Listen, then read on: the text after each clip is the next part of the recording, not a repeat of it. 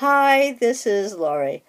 I thought I would save this hat for an appropriate conversation, and I think this is the appropriate conversation. I recently heard a talk about what motivates people, and this can be applied to your own branding efforts. It can be applied to your team members if you're building a team. It can be applied to your customers. She mentioned four qualities, and I'm going to add a fifth one, that motivate people in a team or in looking at what is going to motivate people to buy. The first one is fun. Some people are primarily motivated by fun. So if you're doing a contest, for example, you want to make sure that contest is fun because they're going to be more motivated by the contest itself and the fun of doing it. Some people are motivated by financial.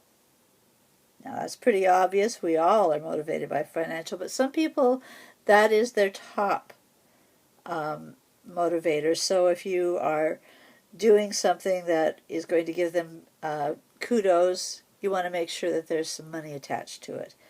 Flexibility is a big one.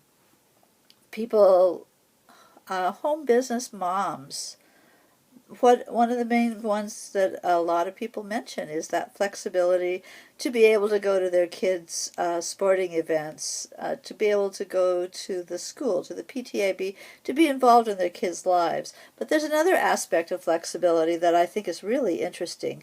The woman talked about a person who is motivated by the flexibility of being able to dive deep into a subject. That they have the time to do that. They're not restrained from doing that.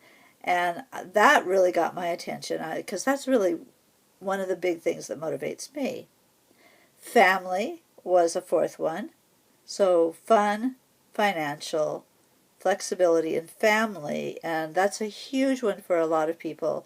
Again, with people who have chosen to be in the home business world, a lot of it's because they have that family value right at the center of their being. But there's a fifth one that I think is really important, and I'm going to call it fanfare just because it also starts with an F. It has to do with, I'm going to give you an example. At my day job, my title is office assistant. But the specific title of my job is I am a scanning person. I scan maps. Now, when I first started in this position, I was called a scanning operator.